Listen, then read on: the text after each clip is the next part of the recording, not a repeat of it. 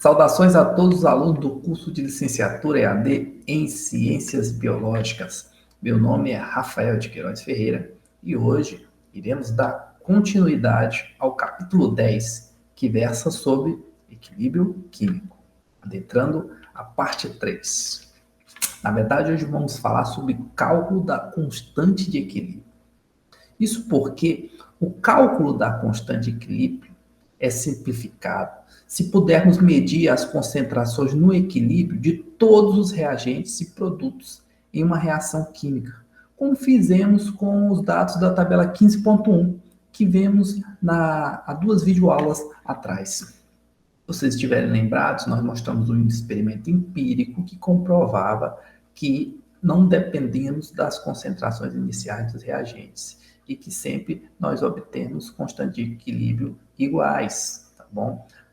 A partir de concentrações de equilíbrio. Experimento empírico, tá bom? Muitas vezes não sabemos as concentrações de equilíbrio de todas as espécies em uma mistura em equilíbrio. No entanto, a partir do conhecimento das concentrações iniciais e no equilíbrio de pelo menos uma espécie, geralmente podemos usar a estequiometria da reação para deduzir as concentrações de equilíbrio das demais espécies. Para fazer isso, as seguintes etapas descrevem o procedimento. Número 1. Tabele todos os valores conhecidos de concentrações iniciais e no equilíbrio das espécies que aparecem na expressão da constante de equilíbrio. Para aquelas espécies para as quais as concentrações iniciais no equilíbrio são conhecidas, calcule a variação de concentração que ocorre à medida que o sistema atinge o equilíbrio. 3. Utilize a estequiometria da reação, isto é, os coeficientes na equação química balanceada, para calcular as variações na concentração de todas as outras espécies na expressão da constante de equilíbrio. 4. Utilize as concentrações iniciais da etapa 1 e as variações na concentração da etapa 3 para calcular quaisquer concentrações no equilíbrio não tabeladas na etapa 1. E, por fim, determine o valor da constante de equilíbrio a partir das concentrações de equilíbrio que foram obtidas na etapa 4. Para exemplificar, temos o seguinte exemplo. Um sistema fechado, inicialmente contendo H2, 1 vezes 10 a menos 3 molar, e 2 vezes 10 a menos 3 molar, a 448 graus Celsius, atinge o equilíbrio, e nesse equilíbrio a concentração de HI é 1,87 vezes 10 a menos 3 molar, ou seja, mol por litro. Calcule o Kc a 448 graus Celsius para a seguinte reação: H2 mais I2 gerando 2I em equilíbrio com 2I. Seguimos então que, com base nas concentrações iniciais de H2 e I2 e a concentração de HI no equilíbrio, devemos calcular a constante de equilíbrio Kc para a reação. Então, na etapa 1, devemos então tabelar as concentrações iniciais e de equilíbrio de quantas espécies for possível, e iremos deixar espaços na tabela para listar as alterações na concentração. Ou seja, temos aqui uma tabela, construímos uma tabela com 4 colunas, porque temos 2 reagentes e um produto. Primeira linha, representamos a concentração inicial em mol por litro. Na segunda linha, a variação da concentração. E na terceira linha, a concentração de equilíbrio. É interessante também que vocês coloquem a reação aqui na parte superior para identificar a qual componente corresponde cada coluna. H2, I2 e 2HI. A partir do enunciado, eu tenho então que a concentração inicial de H2 é 1 vezes 10 a menos 3 mol por litro. De 2 é 2,0 vezes 10 a menos 3 mol por litro. E de HI no equilíbrio é 1,87 vezes 10 a menos 3. Todos esses dados foram obtidos no enunciado do exemplo. O passo seguinte, então, é calcular a variação na concentração de HI, que é a diferença entre a concentração de equilíbrio e o valor da concentração inicial, Ou seja, a variação na concentração de HI vai ser 1,87 vezes 10 a menos 3 molar menos 0 molar, o que me dá 1,87 vezes 10 a menos 3 molar como variação de concentração. Observem que nós colocamos aqui um valor positivo, um sinal de positivo. Por quê? Porque produtos são formados na reação. Para representar que é produto que está sendo formado, a gente representa com um sinal positivo. Na etapa 3, então, usamos os valores dos coeficientes da equação balanceada para relacionarmos a variação na concentração de HI com as variações de H2 e I2. Ou seja, vamos pegar a estequiometria da reação para calcular quanto corresponde essa variação na concentração de HI em H2 e I2. Ou seja, 1,87 vezes 10 a menos 3 mols de HI por litro, que é a concentração molar, a gente pode converter em mol por litro de H2, por exemplo. Basta sabermos que 1 mol de H2 equivale a 2 mols de HI. Cancelamos mol de HI com mol de HI, obtemos o valor em concentração de H2, ou seja, 0,935 vezes 10 a menos 3 mol de H2 por litro, que corresponde à variação na concentração de H2. Observem que o sinal é negativo, porque reagentes são consumidos na reação, tá bom? Então, a gente representa esse consumo com um sinal negativo. O mesmo vai ser feito com o I2. Partimos da variação da concentração de HI, mas poderíamos partir agora da de H2, que já obtemos. E sabemos que 1,87 vezes 10 a menos 3 mol de HI por litro, se multiplicarmos por 1 mol de I2 equivalente a 2 mol de HI, cancelamos mol de HI com mol de HI e obtemos o valor correspondente em mol de I2 por litro, ou seja, 0,935 vezes 10 a menos 3, que também tem um valor negativo, porque se trata de um reagente. Reagentes são consumidos. Quando é produzido é positivo, quando é consumido é negativo. 4. Calculamos a concentração de H2 e do I2 no equilíbrio, que é o que a gente precisa para determinar o valor de Kc, usando as concentrações iniciais e as variações de concentração. Ou seja, a concentração no equilíbrio de H2 vai ser a concentração inicial menos a variação da concentração, que é igual a 0,065 vezes 10 a menos 3 mol por litro. Preenchemos aqui nossa tabelinha. Concentração de equilíbrio de H2. E a concentração de equilíbrio de I2 vai ser a concentração inicial de I2 menos a variação na concentração de I2, que me dá um valor de 1,065 vezes 10 a menos 3 molar. Preenchemos aqui o valor na nossa tabelinha. Finalmente, então, aplicamos a expressão da constante de equilíbrio para Kc, que diz que Kc é igual a produto elevado ao quadrado, porque eu tenho um coeficiente estequiométrico 2 aqui, por reagentes, tá bom? Como eu conheço todas as concentrações de equilíbrio, basta substituir esses valores na expressão da constante de equilíbrio e encontramos que o valor de Kc é igual a 51.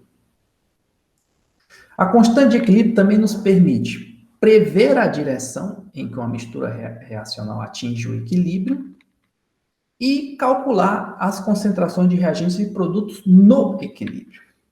Para prever a direção, precisamos determinar o chamado quociente de reação. Mas o que é o quociente de reação? O quociente de reação, que é representado pela letra Q maiúsculo, é um número obtido a partir da substituição de concentrações de reagentes e produtos ou pressões parciais em qualquer ponto da reação, não no equilíbrio, mas em qualquer ponto da reação, na expressão da constante de equilíbrio. Portanto, para uma reação global como essa aqui, ó, uma reação geral e genérica, A mais B dando D mais E, o quociente de reação em termos de concentração, o QC, em quantidade de substância, vai ser o quê? QC é igual à concentração dos produtos elevados aos seus coeficientes estequiométricos, produto dos produtos elevado ao coeficiente estequiométrico, dividido pelo produto da concentração dos reagentes elevados aos seus coeficientes estequiométricos. Para determinar se estamos em equilíbrio ou em qual direção a reação segue até atingir o equilíbrio, comparamos então os valores de QC e KC ou QP e KP. Se Q é menor do que K, ou seja, o quociente de reação é menor do que a constante de equilíbrio, a concentração dos produtos é muito pequena e a de reagentes é muito grande. A reação, então, atinge o equilíbrio mediante a formação de mais produtos, prosseguindo da esquerda para a direita. Vamos ver a representação? Nós temos aqui o equilíbrio e nós temos que o valor de Q é menor do que o valor de K. Significa que a reação tem que seguir da esquerda para a direita para alcançar o equilíbrio. Tá bom? A reação ocorre para formar mais produtos. Outro caso é quando Q é igual a K, ou seja, o quociente da reação é igual à constante de equilíbrio apenas se o sistema estiver no equilíbrio. Nós podemos visualizar aqui na nossa representação. Ou seja, no equilíbrio eu não tenho uma mudança de variação de comportamento, porque estamos no equilíbrio. Q é igual a K. E por fim, quando Q é maior do que K, a concentração de produtos é muito grande e a de reagentes é muito pequena, a reação atinge o equilíbrio mediante a formação de mais reagentes, prosseguindo da direita para a esquerda, tá bom? A reação ocorre para formar mais reagentes. Frequentemente, químicos precisam calcular as quantidades de reagentes e produtos presentes no equilíbrio, em uma reação para a qual a constante de equilíbrio é conhecida. A abordagem na resolução de problemas como esse é semelhante à que usamos para avaliar a constante de equilíbrio. Geralmente, acabamos aplicando a expressão da constante de equilíbrio para derivar uma equação que deve ser resolvida para encontrarmos a quantidade desconhecida. Em muitas situações, sabemos o valor da constante de equilíbrio e as quantidades iniciais de todas as espécies. Devemos, então, resolver a equação para encontrar os valores de equilíbrio. Por exemplo, a 448 graus Celsius, a constante de equilíbrio Kc para essa reação, H2 mais I2 em equilíbrio com 2HI, é 50,5. Preveja a direção em que a reação ocorre para atingir o equilíbrio se começarmos com 2 vezes 10 a menos 2 mols de HI, 1 vezes 10 a menos 2 mols de H2 e 3 vezes 10 a menos 2 mols de I2 em um recipiente de 2 litros. Primeira coisa que nós precisamos fazer aqui, a partir do volume das quantidades de substâncias iniciais, é calcular a concentração inicial de cada espécie, tá bom? E a partir dessas concentrações, calcular as concentrações de equilíbrio e, por fim, prever em qual direção a reação vai ocorrer.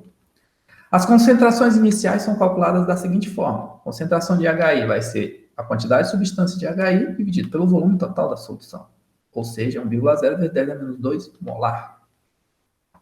A concentração de equilíbrio de H2 vai ser 1,0 vezes 10 a menos 2 mol por litro, dividido por 2,00 mol litros, que me dá uma concentração de equilíbrio de 5,0 vezes 10 a menos 2 molar. E por fim, de 2 vai ser 3 vezes 10 a menos 2 mol dividido por 2 litros, que me dá 1,5 vezes 10 a menos 2 molar.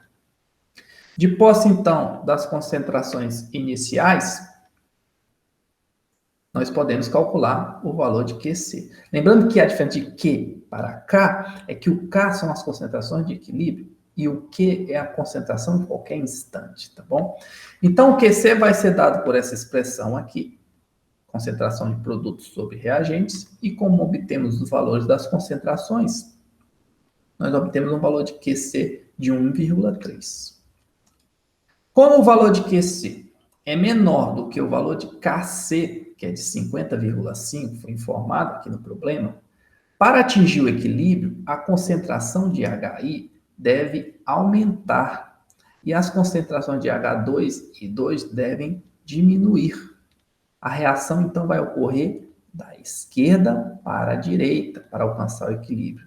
Se não, vejamos, olha a minha representação aqui, ó. Eu preciso aumentar a concentração de HI e, ao mesmo tempo, reduzir a de H2 e 2 para alcançar o equilíbrio. Portanto, eu tenho um deslocamento da esquerda para a direita. Frequentemente, químicos precisam calcular a quantidade de reagente e produtos presentes no equilíbrio em uma reação, para a qual a constante de equilíbrio é conhecida. A abordagem na resolução de problemas como esse é semelhante à que usamos para avaliar a constante de equilíbrio. Tabelamos as concentrações iniciais ou as pressões parciais, as variações nessas concentrações ou pressões e as concentrações finais ou pressões parciais no equilíbrio. Geralmente, acabamos aplicando a expressão da constante de equilíbrio para derivar uma equação que deve ser resolvida para encontrarmos uma quantidade desconhecida. Como exemplo, nós temos aqui que para o processo Haber, para a produção de amônia, partindo de N2 e H2, o valor de Kp é igual a 1,45 vezes 10 a menos 5, a 500 graus Celsius. Em uma mistura em equilíbrio dos três gases a 500 graus Celsius, a pressão parcial de H2 é 0,928 atm e a do N2 é 0,432 atm. Pergunta-se, qual é a pressão parcial de NH3 nessa mistura no equilíbrio? Podemos definir Kp como igual à expressão da constante de equilíbrio e substituir as pressões parciais que conhecemos. Então, podemos resolver a equação para encontrar o único valor desconhecido. Tabelamos, então, as pressões no equilíbrio. Temos, então, uma única linha com pressões no equilíbrio para N2, H2 e NH3. Sabemos que a pressão no equilíbrio do N2 é 0,432, para o H2 é 0,928 e para a amônia não sabemos qual é a pressão no equilíbrio. Então, vamos representar como X. No equilíbrio, as pressões devem satisfazer a expressão da constante de equilíbrio. No caso aqui, Kp, porque estamos trabalhando com pressões. Ou seja, Kp vai ser igual ao produto, pressões parciais dos produtos elevado ao coeficiente estequiométrico, dividido pela pressão parcial dos reagentes, o produto da pressão parcial dos reagentes. No caso aqui do H2 elevado ao cubo, porque ele tem um coeficiente estequiométrico 3. Substituindo, então, os valores, como eu não conheço a pressão parcial da amônia, eu deixo em função de x, vai ser x ao quadrado, dividido por 0,432 vezes 0,928 ao cubo. E esse valor de Kp é dado no problema, é igual a 1,45 vezes 10 a menos 5. Reorganizando esses valores na equação, podemos, então, calcular o valor de x. X ao quadrado vai ser igual a 5,01 vezes 10 a menos 6. Portanto, x vai ser igual à raiz quadrada desse número, que é igual a 2,24 vezes 10 a menos 3 atm.